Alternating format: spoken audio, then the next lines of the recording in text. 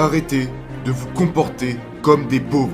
Une attitude de pauvre vous empêchera d'atteindre vos objectifs financiers. Qu'est-ce que tu foutais à la plage? Bah, je passais du temps avec ma famille. Tu ne le mérites pas encore, mec. Travaillez comme un multimillionnaire. Ne vous trompez pas. Les grandes pointures travaillent de 5 à 9, pas de 9 à 5. Passez des dépenses aux investissements. Quand tu crames de l'argent, quand tu dépenses de l'argent, quand tu utilises de l'argent, quand tu échanges de l'argent, assure-toi d'investir cet argent et de ne pas bêtement t'en débarrasser.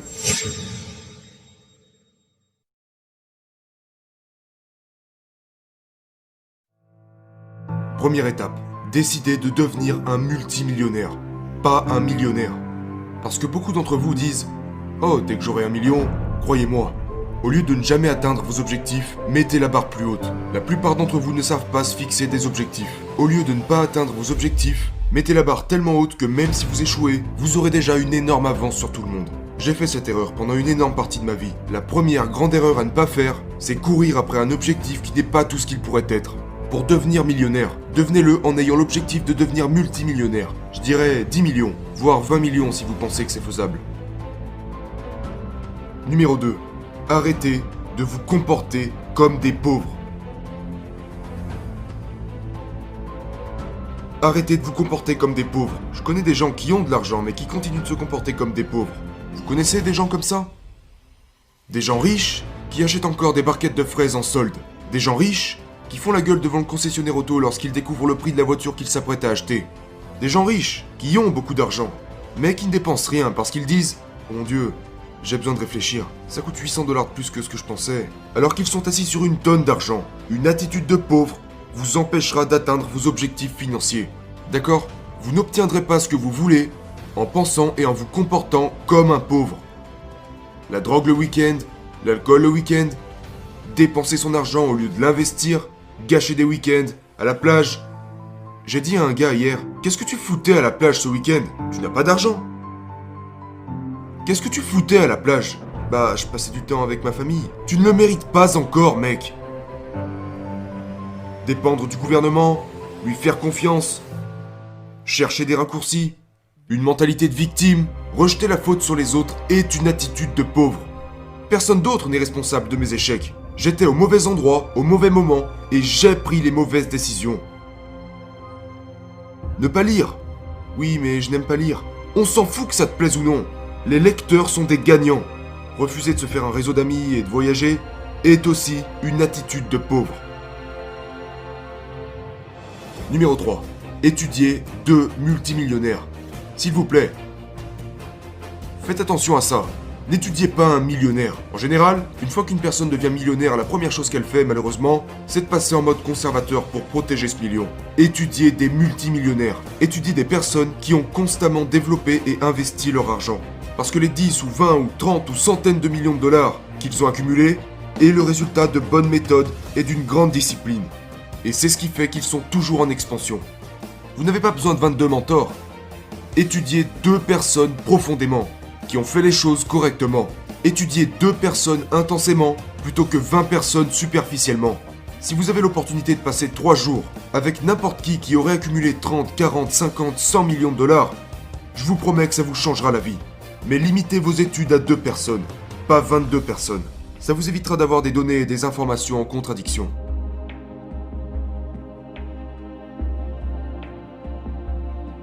Numéro 4. Travaillez comme un multimillionnaire. Ne vous trompez pas. Les grandes pointures travaillent de 5 à 9, pas de 9 à 5. Travaillez comme un multimillionnaire.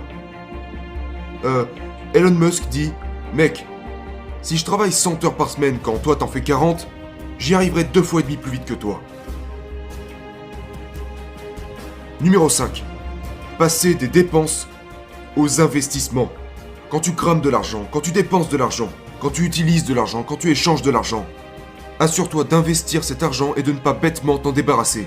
Dépense de l'argent pour des choses qui comptent. Je préfère investir 1000 $ sur quelque chose qui pourrait me rapporter de l'argent plutôt que de dépenser 100 $ dans quelque chose qui me ferait simplement plaisir. Écoutez ce que je vous dis. Investissez de l'argent. Ne dépensez pas d'argent. Arrêtez de dépenser et commencez à investir. Je préfère dépenser 4 fois plus d'argent à emmener quelqu'un dîner qui pourrait éventuellement faire affaire avec moi à l'avenir que seulement dépenser de l'argent avec ma femme quand nous allons dîner. Arrêtez de dépenser et commencez à investir. Numéro 6. Créer plusieurs sources de revenus. On dit que le millionnaire moyen possède 7 sources de revenus.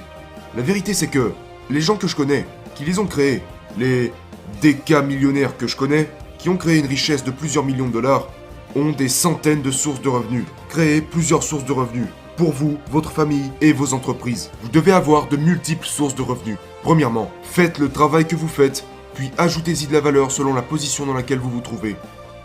Une prime. Ne demandez pas d'augmentation à votre patron. Cherchez à mériter une prime due à votre excellent travail. Voilà 3 sources de revenus que vous pouvez engendrer. Premièrement, votre travail. Soyez excellent dans ce que vous faites. Deuxièmement, créez une source de revenus extérieure par le biais de vos connaissances acquises durant ces 40 heures par semaine. Si vous travaillez comme tout le monde. Et la 3e source de revenus proviendrait d'une source extérieure à ce que vous faites pendant la journée.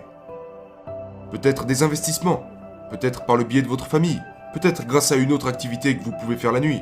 Beaucoup de gens recherchent une augmentation de salaire, alors qu'ils devraient chercher à mériter une prime, ainsi qu'une seconde source et une 3e source de revenus qui proviendrait d'un endroit extérieur à leur simple lieu de travail. Numéro 7. Développez votre réseau. D'accord ? Jim Rohn a dit que vous êtes l'équivalent des 5 personnes avec lesquelles vous passez le plus de temps. Les gars, si vous n'avez pas encore d'argent, les gens avec qui vous devrez passer du temps sont les clients. Pas votre famille, pas vos amis, à moins que votre famille ou vos amis n'achètent chez vous. Les 5 personnes avec lesquelles vous devriez passer du temps ne devraient pas être vos amis ou votre famille, mais vos clients. Après ça, pour créer un réseau, vous devrez vous étendre bien plus loin qu'aux alentours de votre simple code postal. Il vous faut des nouveaux amis. Vous devez collaborer avec ces gens. Il vous faut de nouvelles relations, de nouvelles idées. Vous n'avez pas besoin de plus de temps avec votre famille. Vous avez besoin de moins de temps avec votre famille et plus de temps avec une plus grande famille. Ma femme et moi avons toujours parlé de l'expansion de notre famille. Avec d'autres personnes que seulement celles avec qui nous avons grandi. Il me faut de nouvelles idées, un nouvel état d'esprit. J'ai besoin de connaître de nouvelles parties du monde. C'est ça l'expansion. Numéro 8. Ne perdez jamais d'argent. Depuis 30 ans que j'investis, je n'ai jamais perdu d'argent. Je n'ai jamais perdu d'argent. Ça doit devenir un principe. Warren Buffett a dit, règle numéro 1, ne perdez pas d'argent. Règle numéro 2, ne perdez pas d'argent. Ma 3e règle, ne perdez pas d'argent. Ma 4e règle, ne perdez pas d'argent. Ma 5e règle, ne perdez pas d'argent. Arrêtez de mettre de l'argent sur des choses qui ont une chance, même la moindre chance de vous faire perdre votre argent. C'est pour ça que j'investis mon argent, d'abord, en moi-même, deuxièmement, mes entreprises, et troisièmement, dans les biens immobiliers. Ce sont les 3 seules choses dans lesquelles j'investis. Et d'abord en moi-même, parce que je ne peux pas me perdre. Tu ne peux pas me prendre. Tu ne peux pas m'enlever ce que j'ai dans la tête, l'intelligence ou les expériences que j'ai eues. Elles ne peuvent pas m'être enlevées. La deuxième chose dans laquelle j'investis, mes entreprises. Est-ce que je fais de la pub? Est-ce que je développe ma marque? Est-ce que je vais faire en sorte que plus de gens me connaissent? Est-ce que je vais me rendre quelque part, gagner en popularité? Je ne pourrai jamais perdre d'argent en investissant dans mes entreprises. Rajouter des employés, c'est un investissement, pas une dépense. Et la 3e chose dans laquelle j'investis mon argent sont de vrais actifs qui produisent des flux de trésorerie sur une longue période de temps, sans qu'il y ait la moindre chance que je puisse perdre cet argent. La chance que je perde de l'argent en investissant en moi-même est nulle. Mes entreprises, très faibles. L'immobilier, tant qu'il rapporte des revenus sur une longue période de temps, il est presque impossible pour moi de perdre de l'argent dans des propriétés que j'ai achetées. Numéro 9. Prenez rapidement des décisions difficiles.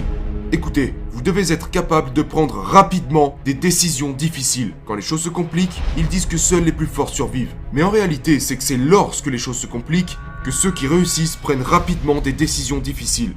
C'est pourquoi les gens qui ont vraiment réussi sont souvent mal compris. Ils sont prêts à prendre de dures décisions, qui souvent ne les font pas bien paraître. Et c'est là qu'ils se font critiquer. Le truc c'est que, pour réussir financièrement, vous devrez prendre des décisions très difficiles. Mais quand vous les prendrez, prenez-les rapidement. Et numéro 10, n'abandonnez jamais, ne vous arrêtez jamais. Les gens extrêmement prospères financièrement ne s'arrêtent pas une fois qu'ils ont atteint leur objectif. Ils le réajustent et recommencent. Ils n'abandonnent pas non plus lorsqu'ils prennent un mauvais coup. Ils recalibrent et investissent dans une nouvelle direction sur laquelle ils s'engagent. Ils savent que leur objectif est atteignable, que leurs objectifs et nouveaux objectifs sont importants. et que ces objectifs en valent suffisamment la peine pour ne pas abandonner.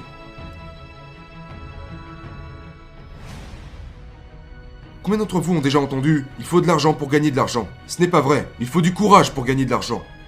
Il faut du courage pour gagner de l'argent, pas de l'argent. C'est pourquoi les immigrants viennent en Amérique et gagnent de l'argent. Ils sont venus avec rien, sauf quoi ? Du courage. Vous avez perdu votre courage au moment où vous êtes entré dans la classe moyenne. Vous avez échangé votre courage contre « je vais bien alors, pourquoi continuer ?» Vous croyez que vous allez bien jusqu'au jour où le pont va s'écrouler.